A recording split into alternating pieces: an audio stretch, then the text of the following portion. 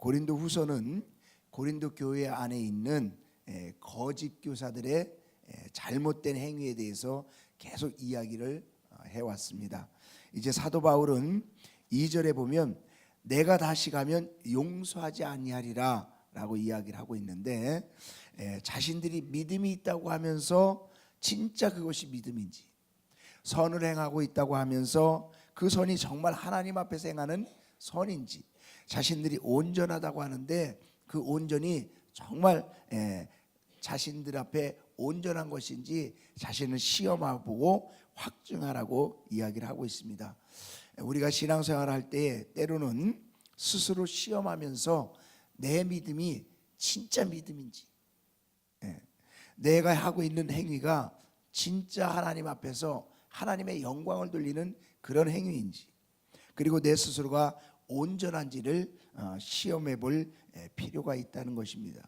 그래야 내 모습을 제대로 알 수가 있다는 거예요. 5절 말씀에 보면 너희 자신을 시험하고 확증하라 라고 이야기를 하고 있습니다.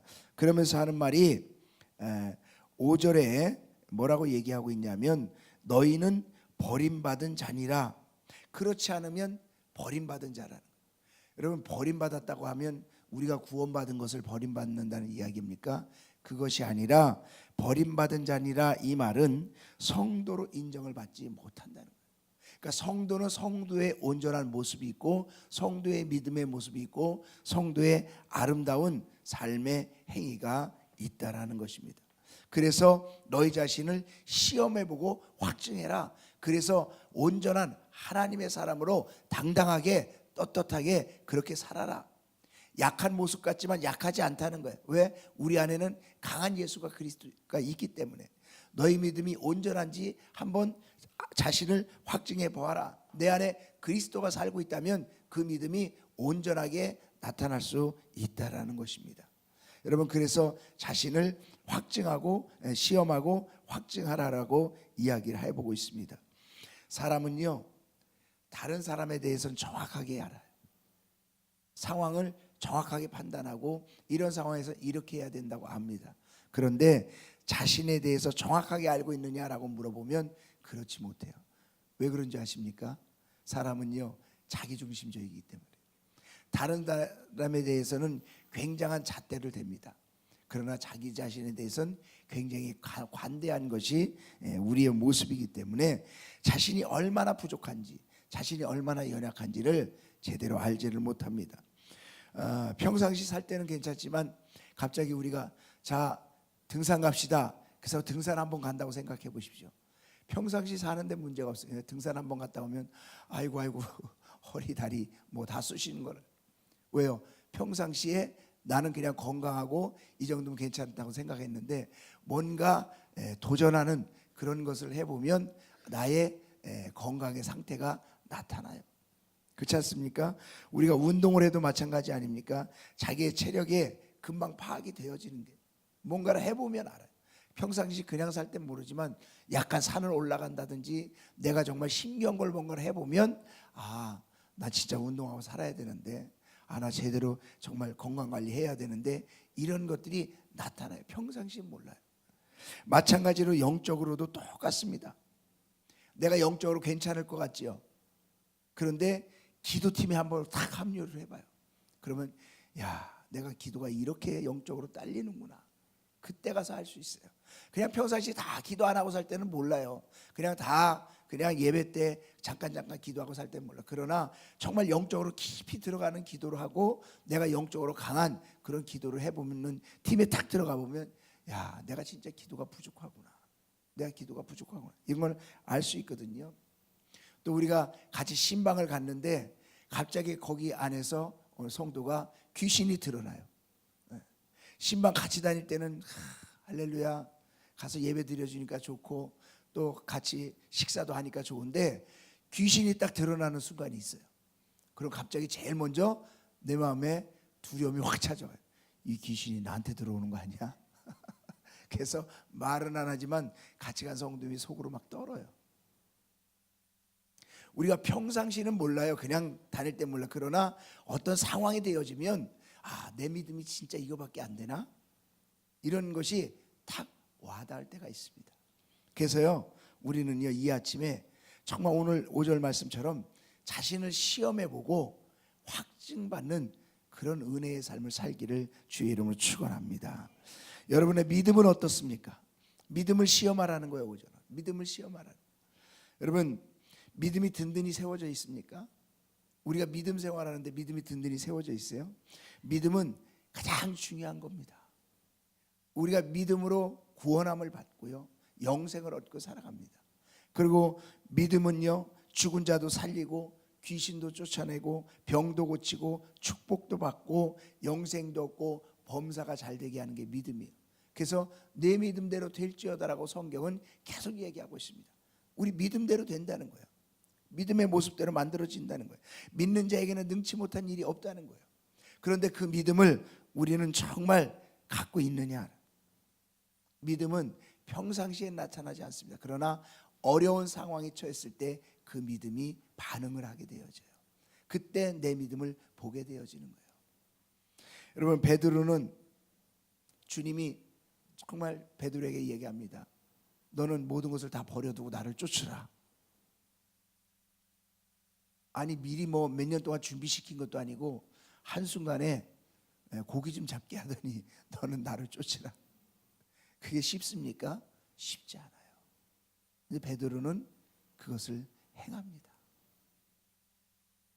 만약에 여러분들에게 여러분 모든 삶을 다 버려두고 주님을 쫓으라 라고 얘기하면 주님을 쫓을 수 있을까요?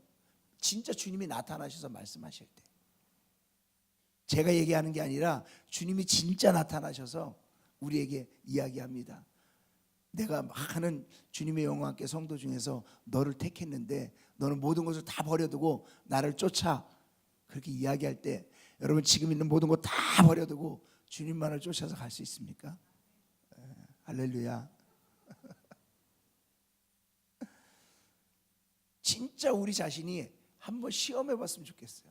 저도 주님이 진짜 나타나셔서 그랬어요. 저는 뭐 다 버려두고 어차피 없으니까 뭐 생각할 것도 없지만 참 쉽지 않은 일이거든요.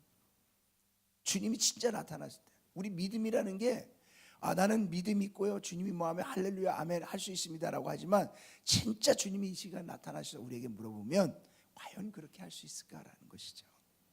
사울왕은요, 전투에서 정말 전쟁을 블레셋과 싸울 때 전투를 해야 되는데 사무엘 선지자가 오지 않지 않습니까? 제사를 드리고 이제 시작을 해야 되는데 사무엘 선지자가 오지 않으니까 병사들이 두려워해서 다 흩어지기 시작을 하는 거예요.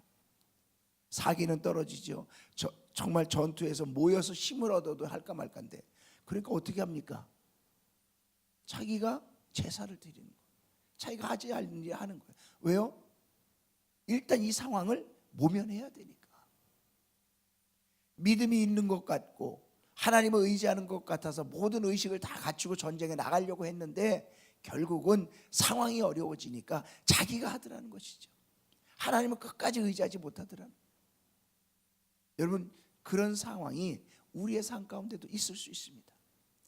예배 와서는 우리가 믿음을 보일 수 있고요, 기도할 때는 우리가 믿음을 보일 수 있고요, 교회 안에서는 믿음을 보일 수 있어요. 그러나 내 삶의 상황이 어려운 일이 탁 닥쳤을 때에 끝까지 하나님을 의지하고 하나님을 바라보고 내가 정말 믿음으로 지킬 수 있느냐라고 물어볼 때에 자신을 시험해 볼 수 있어야 됩니다. 진짜 나는 그런가? 아니면 내가 믿음이 아닌 그냥 내 방법과 내 생각으로 세상적인 모습으로 그렇게 하고 있지는 않은가? 믿음은요, 평상시는 몰라요. 하나, 믿음은요, 시험해 봐야 됩니다. 내가 갈등이 있을 때에 믿음을 시험해 보는 거예요. 그럴 때 내 믿음이 정말 하나님 앞에 통과되는 믿음, 그래서 신실한 어떤 상황 속에서도 흔들리지 않는 그런 굳건한 믿음으로 귀한 믿음의 삶을 살아가게 될 수 있는 줄로 믿습니다. 두 번째는 7절에 선을 행하라 라고 얘기합니다. 선을 행하라. 선을 행하고 있는지 시험하라. 베드로전서 1장 17절에는 하나님께서는 외모로 보시지 않고 각 사람의 행위대로 판단하신다고. 아무리 잘생기고 아무리 멋지게 생겼다고 해도 그 사람의 모습을 선하다고 얘기하지 않고요, 그 선은 각 사람의 행위대로 판단하셔서 선이다라고 이야기를 합니다. 그리고 그 행위대로 하나님은 판단하신다는 거예요. 이 말은 무슨 말이냐 하면 모든 일이 하나님 앞에 명백하게 드러난다는 거죠. 내가 아무리 감추려고 해도 감춰지지 않고요. 내가 아무리 정말 선을 행하고 있어도 그 마음속이 거짓이면 하나님 앞에 온전한 영광을 돌리는 것이 아니면 그것은 선이 아니라는 것이죠. 욥기 34장 11절에 보니까 사람의 행위를 따라 갚으사 각각 그의 행위대로 받게 하신다 그랬어요. 여러분, 우리에게 나타나는 모든 복은 자기 행위대로 하나님께서 갚아주시는 거예요. 우리는 이야기합니다. 내가 이렇게 하나님 앞에 했는데 왜 하나님은 나한테 복을 주시지 않는 거야? 하지만 가만히 생각해 보십시오. 하나님은 분명히 사람의 행위대로 따라 갚으시고 그 행위에 따라서 받게 하신다고 얘기했는데, 내가 정말 지금까지 행한 행위가 하나님 앞에 영광을 돌리는 정말 진정한 선한 행위였는지, 아니면 내 의로 내 마음대로 내가 그렇게 살았던, 그렇게 행했던 그런 선이었는지. 여러분, 잠언서 14장 14절은 마음이 굳은 자는 자기 행위로 복이 가득하겠고 선한 사람도 자기의 행위로 그러하리라. 행위대로 자기에게 돌아온다는 거예요. 우리는 하나님의 이름을 빙자해서 선을 행할 수 있습니다. 왜? 우리가 그리스도인이니까. 그러나 그 선한 행위가 정말 그리스도의 영광이 가득 찬 그런 선한 행위였는지는 자신을 시험해 보라는 거예요. 여러분, 예수님의 제자들도 예수님을 따라다녔습니다. 예수님을 3년 반 동안 따라다닐 때에 모든 사람들이 부러워했어요. 야, 기적을 일으키는 저 스승의 제자한테 택함 받은 사람들 아니야? 야, 얼마나 좋을까? 정말 나도 저 대열에 들어갔으면 좋겠다. 많은 사람들이 부러워했을 거예요. 그리고 예수님의 제자들도 나 이런 스승과 함께 지내는 그런 제자야. 나를 우습게 생각하면 안 돼. 주님이 나에게 이런 능력도 주셨어. 그러면서 참 얼마나 이렇게 멋진 삶을 살아갑니까? 그런데 그들 속 안에는 무엇이 있었습니까? 주님의 나라가 임할 때, 우리 예수님이 정말 이 나라의 왕으로 등극할 때에, 뭔가 권세를 잡을 때 나는 우편에 넌 좌편에. 그것 때문에 다투는 거 아닙니까? 예수를 따라다니던 제자들이 예수님의 그런 기적을 정말 체험하고 자신들에게도 그런 능력을 행했던 그런 사람들이 예수님의 나라가 임할 때 나는 우편에 너는 좌편에, 이것 때문에 제자들이 싸우더라 이 말이에요. 믿음의 사람처럼 보이지만 그 안에는 뭐가 있었습니까? 자기 욕심이 있었어요. 자기가 누리고 싶은 것이 있었어요. 자기가 원하는 욕망이 있었어요. 예수님의 이름으로 모든 것을 행합니다.